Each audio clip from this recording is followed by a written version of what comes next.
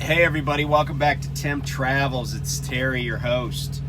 So, just waiting for my trainee to show up and get on my truck.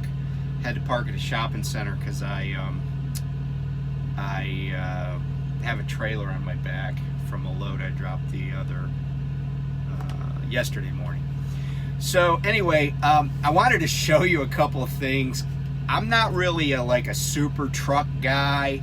I'm kind of matter of fact about equipment and stuff. My whole mantra is, hey, if it runs, it doesn't break down, it's a good truck, right? And then I have some preferences because of how trucks handle in tight parking situations and stuff like that. But every once in a while, I see an old truck that reminds me of when I was a kid and the trucks that I thought were cool. And when I was a kid, 12 and under, a lot of the trucks on the road were cab overs. And my favorite cab over truck was a KW. Now, I also like the old whites, and I even like the white Freightliners before it just became Freightliner. Some of those cab overs, they were kind of cool. I never liked Peterbilt cab overs because I thought they looked a little plain and they looked a little mean or something.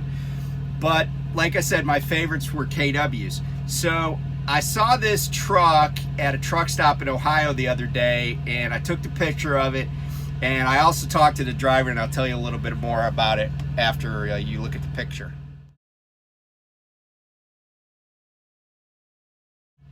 So that cab over KW is actually in 1986. So, I was an adult by then. I think I bought my first house in 86. But it still had the same style. I liked the bars on the side, and I just thought it was cool.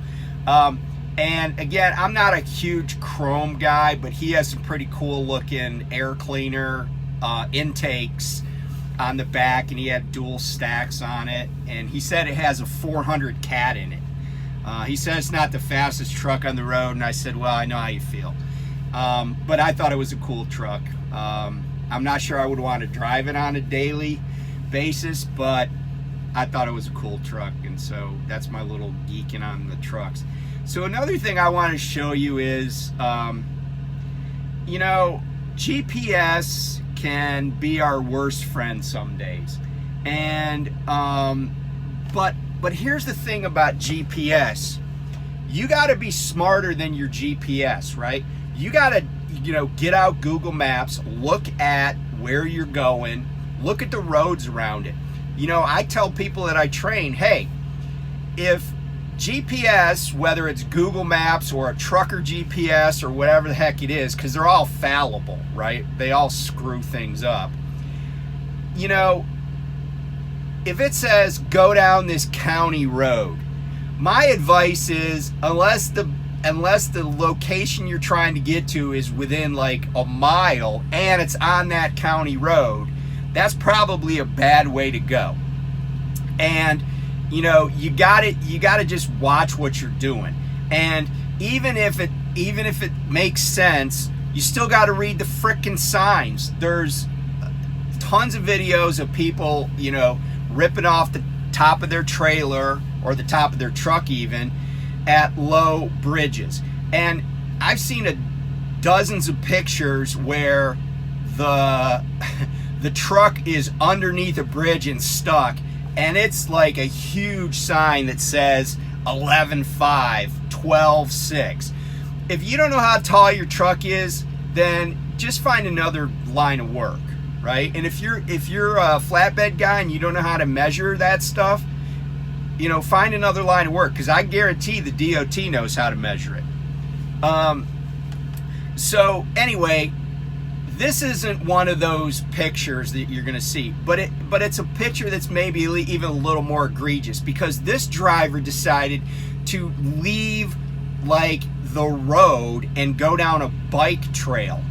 Now, I read some articles accompanying this photo, And apparently this guy like had to really work to even get down this bike trail. Like there were some big rocks and some poles, and then he got stuck at the end when he was like, oh, I'll just go down here and take a right. Well, then they had to take street signs out and do all sorts of stuff. Plus they made him split the tractor and trailer and got a tow company.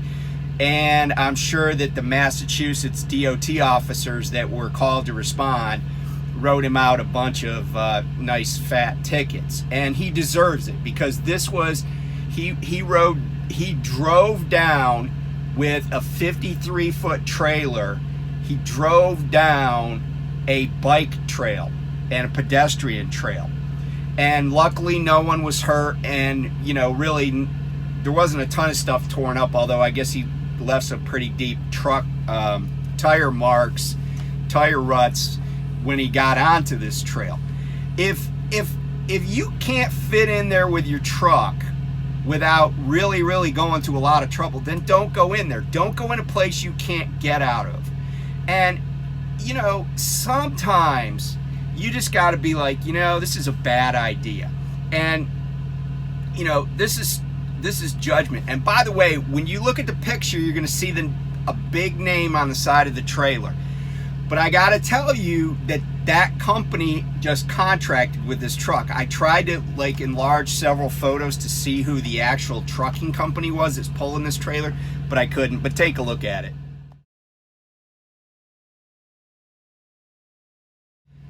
Hopefully, you know, Swift fires this contractor. This person has horrible judgment. It doesn't matter if his GPS led him astray. And by the way, I don't actually buy the fact that his GPS told him to turn down a bike trail. If it did, then maybe he should file some claim against the GPS company. But I mean, I've been told to turn down some roads that I had no business on, and I ultimately avoided. But this was kind of beyond the pale. So anyway, that's that. So one of the things I wanted to talk about, and I've been thinking about it a lot, you know, my good friend Lyle over at No Hippie Trucking and Transportation, you know, he was in the mortgage business before, back in the day, you know, and he knows a lot about that business. He knows a lot about the process, about what it takes to get a mortgage approved, and a number of things. And he puts out some good info. And he talks about, you know, if you're a truck driver, if you're an independent contractor, how do you qualify for a loan? And that's all great info and very useful. But one of my daughters and her husband are kind of in the process of buying a house, and we were talking about different strategies, different things to be concerned about. And one of the things so I got to thinking about this. Now, I never have been in the mortgage business, but one of the businesses I've been in as an attorney is the foreclosure business. And, you know, I'm a little bit concerned that we're heading for another recession, although I'm not panic-stricken about it. But there may be people right now that don't really remember what it was like in 2008, 2009, and the bloodletting that kind of accompanied all of that market crash, and, you know, really just a huge blow up in the mortgage industry. But I wanted to kind of not to tell you that you shouldn't get a mortgage or you shouldn't buy a house if you're a truck driver. I mean, because this is going to apply to anybody. But you got to understand what you're getting into. And first-time home buyers often don't really think of everything, and they have to learn some hard lessons. And sometimes those hard lessons end up in the lap of an attorney whose firm or who does foreclosure work. And I can tell you that there's probably not a lot of things on the civil side of litigation, you know, not criminal, but civil side of litigation, that are harder to deal with than a foreclosure. Because it's one thing to get a car repoed, or you get you get in trouble over a credit card, and that's not good either. But a foreclosure impacts a lot of things. It impacts, you just lose, right? You lose money, all the money you put into it, all the hard work you put into it. If you fixed it up, you lose all that. But if you have kids, then they lose their home, and you might be losing a school district that you really like to be in. And it's just really, it's really a lot of turmoil. You're not just getting a judgment, let's say, against somebody for a credit card. You're impacting their family, their neighborhood in a lot of ways. And so it's really important to think about worst case scenarios before you go into it. And one of the things that I used to see a lot was people bought, now interest rates are going up, right? But people would buy properties at higher interest rates with the idea that they were going to refinance to a lower rate after some period of time. Now, some of these mortgages were what are called option arms, and Lyle could explain those, but I'll basically tell you that what happens is the interest rate resets, and they'll tell you, oh, it could go lower or it could go higher. But I'm here to tell you one thing: it's going higher. I have never ever, and I'm guessing it could have happened, but I have never heard of anybody, especially anybody in foreclosure, whose option arm interest rate dropped. Okay? And so what happens is people get into these things, these deals on homes where they think it's going to be short term, that they're going to have to cough up a bunch of cash, right? And then they find out they can't refinance out of it, and they're stuck at this higher interest rate. And a lot of times people would do option arms because they're like, oh, well, for the first year, it's going to be, my home price is going to be this price, right? But what happens is that thing resets, and now their home price is up here, but all of a sudden, for any number of reasons, right? They lose a job, the credit markets tighten up, they can't refinance out of this higher payment, which is higher because of a higher interest rate, right? And because they can't do it, now they're stuck in a home that's making them house poor, or maybe they just can't afford it, period. And that's when people like I would get called because they go into default. A house, and by the way, notwithstanding that both Lyle and my wife and I have rental properties, I totally am against the idea of flipping properties, the idea of speculating in the market or buying rental properties. You got to understand, when you buy a house, right, you are buying a very long-term commitment that if you cannot meet the terms of it, it's going to end badly for you. You're going to lose a lot. You know, like I've told people in the past, the day you move into a rental property, you know how many payments you got left on that rental property to meet all the terms of that lease agreement? 11, because you already paid a deposit in the first month's rent before they let you move in, typically. It's only an 11-month commitment. It's only an 11-month commitment. But when you sign on the dotted line to buy a house, and everybody will be happy, they'll be patting you on the back, congratulating you, oh, that's great, you're getting on a house, maybe it's your first house. You just took on a 360-month commitment, 30 years. Or, in some cases, people are getting 40-year mortgages. That's a long time. Now, can you sell that property? Sure. But the other thing to keep in mind is too many people equate real estate with wealth, okay? Real estate is worth something, but it doesn't always appreciate in value. And people have found this out the hard way too. It doesn't always appreciate in value. And so what if you got that option arm or some other kind of loan that doesn't have great terms, and it turns out that property went down in value in your neighborhood? Because for you to get to break even on a property, keep in mind that you would have had to pay off all of those closing costs and everything, plus any real estate commissions, which are usually 6%.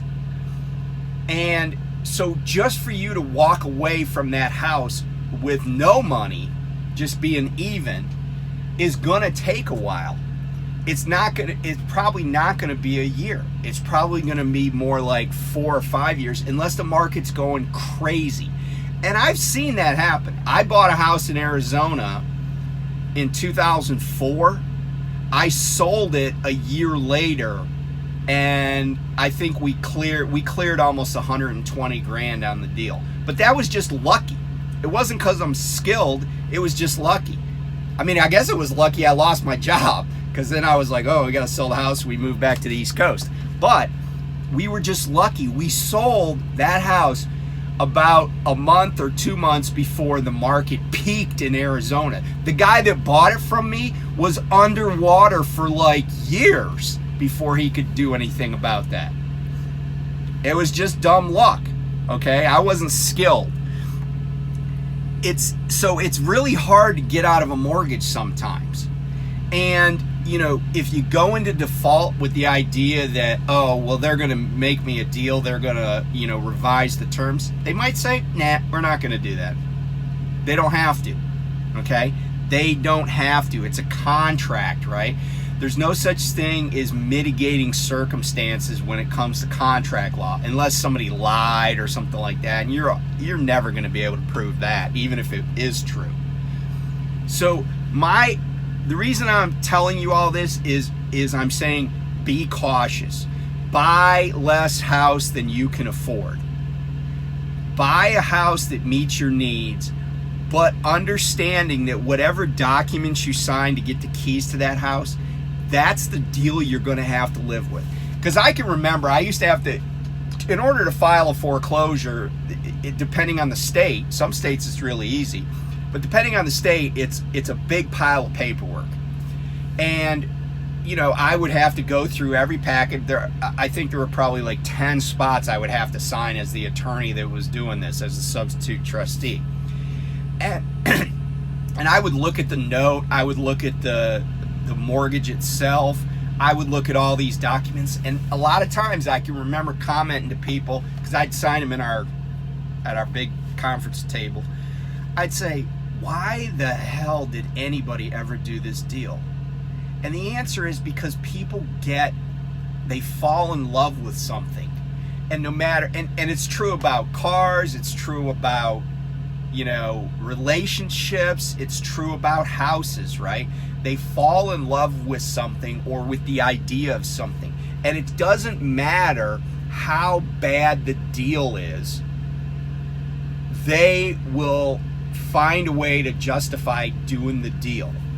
And you know, and I could tell you that it's very hard when that deal's got to get undone. So my advice, and by the way, if you're buying in Florida, because I used to back office for a default mortgage servicer, so in addition to doing the work myself, I also hired attorneys all over the country, and a big part of the portfolio that my clients had was in Florida. And I want you to know something about Florida real quick. In Florida, HOAs have what are called super priority liens. What that means in Florida is if you miss one payment on your house, if you're in default one payment to the HOA, in other words, like let's say your lender pays the HOA fees, but you miss a payment to the lender. Well, then the lender's not going to pay the HOA fee. But what happens is you might be able to work things out with your lender, but your HOA, the second you go into default, their that creates a lien, and it puts a super priority lien on the property that that for a few $100 they can step in front of your primary lender, who might be like, no, we don't want to foreclose, we're working something out with them, they're just a few weeks behind. The HOA could still foreclose on that property, even though they don't really do anything and they just get paid like $145 a month or something, right? They could foreclose. So you want to be careful in a place like Florida. The other thing I will tell you is I've gone to mortgage banker conferences and servicer conferences. One of the indicia of somebody that's likely to default is one of the first, things that lenders look for is a default on HOA dues. So you want to be careful where you're buying. And remember, it's all about location, location, location. That is everything. Realtors will tell you, and it's true. It's all about it's all about that. And the last thought I might leave you with is houses are money pits. Renting a lot of times is way more beneficial to you. The other thing I've told people, I met this gal, she was in TNT, and then she said her boyfriend was gonna come to Prime, and they own a house. I said, why don't you just sell it? Because they were gonna run together. I'm like, sell your house. Why do you want to have something that you got to make sure the bill is paid, the taxes are paid, maybe the garbage is picked up, maybe you have HOA fees? Why do you want to have all that responsibility when you're only there a few days a month, if that? I said, do you have family there? And she goes, no, my parents moved away. They didn't want to live where she lives, right, where she grew up. I'm like, like they moved to La Boca Chica or something. I'm like, sell the house. I said, and this is a few months ago, I said, I'm sure you could sell at a profit the way the market is right now. Take the money. I said, when you want to go somewhere and visit family, if they don't have room for you, just stay in a nice hotel. You'll be able to afford it, right? You're out running this truck all the time with your significant other. Sell the house.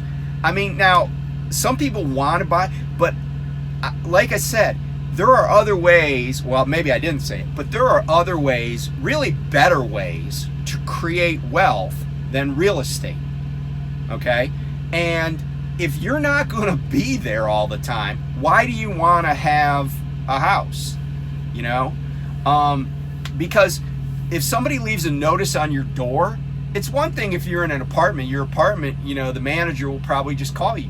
But when you own a house, that's your kingdom, right? But if somebody leaves a notice on the door that your grass didn't get cut and the city's going to fine you, you're not going to find it until it's too late. There's all sorts of responsibilities that you get when you own a property.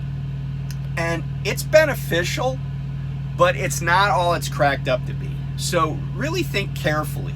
If you're in this lifestyle, if you're doing this job and you like it, then and you have your significant other on the truck or whatever, if you don't have any kids, you don't have to have roots right now, it's probably not, there's nothing wrong with waiting, because houses are still going to be there. They're still going to be expensive. And, right now, rates are up anyway. A lot of people are trying to get in before they go any higher. But you know what? They're always going to be there, just like this job is. So maybe you want to think twice about it. Maybe it's not the greatest idea. Maybe it's not the greatest way to spend your money. And I'm not saying that it won't work. I'm just saying you got to understand what you're getting into before you pull that trigger. Because it's not like a car. It's not like, it's like nothing else you've ever done. Guaranteed. It's like nothing else you've ever done. And you get in that place and you find out the foundation's cracked, or there's some other horror story, or you learn things about the neighborhood you didn't know before. Just be careful. So anyway, I appreciate your time, and I'm gonna get on the road here. When my trainee gets here, we're gonna go get something over in Maryland on the Eastern Shore. and that's going to Minnesota. So I hope she packed a hoodie. Anyway, I will talk to you soon. Bye.